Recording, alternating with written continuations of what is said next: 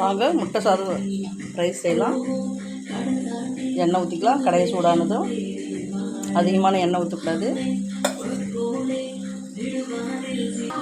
Pan சூடாகட்டும்.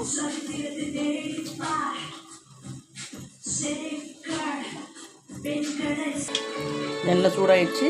இப்போ கடுகு போட்டு கடுகு பொரிஞ்சு வரட்டும்.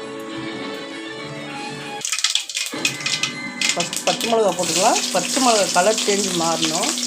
அப்போ குழந்தைங்க சாப்பிடும்போது காரம்லாம் வராது. சாப்பிடும்போது காரமாக இருக்காது.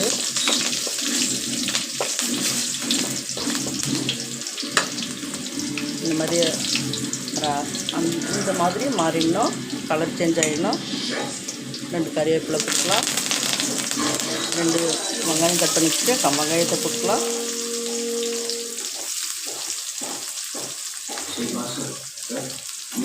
நல்லா வதக்கிக்கலாம்.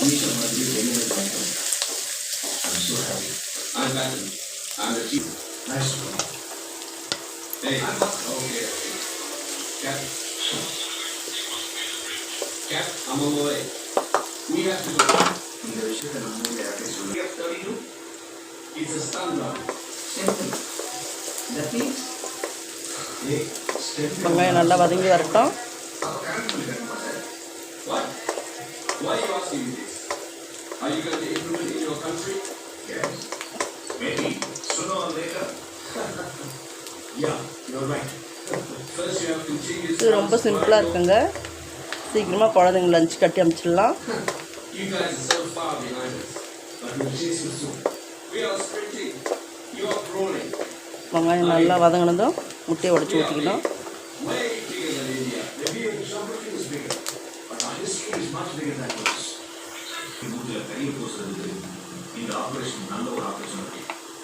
கொஞ்சம் போல மஞ்சள் தூள் தூவிக்கலாம். அதிகமான மஞ்சள் தூள் போடாதீங்க. சாப்பாட்டுக்கு ஏற்ற மாதிரி போடணும்.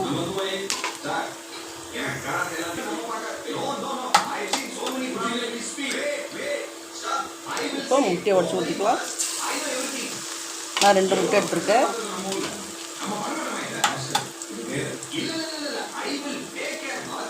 ஒரு கப் ரைஸ்க்கு 2 முட்டை எடுத்துருக்கேன்.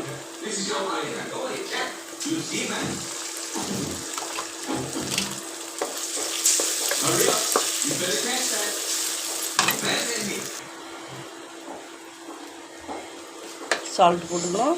1 ஸ்பூன் அளவுக்கு. அந்த ரைஸ்க்கு ஒரு கப் ரைஸ்க்கு ஏற்ற மாதிரி சால்ட்டு போட்டுக்கோங்க. நல்லா அந்த மாதிரி கலர் எடுத்துக்கோங்க.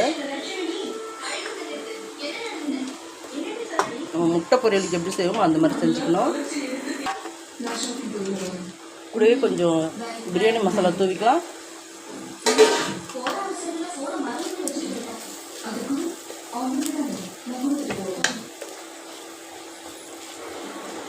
எக் ரைஸ் ரெடி ஆகிடுச்சு. இப்போது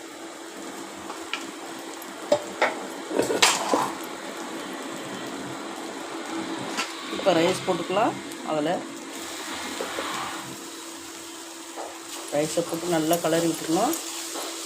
ஒன்று போல் வரணும். வறுத்து பொடி செஞ்சு வச்சுருக்க மிளகுத்தூளை தூவிக்கலாம். மேலேயே சாதம் மேலே அப்படியே கலரி விட்டுக்கலாம்.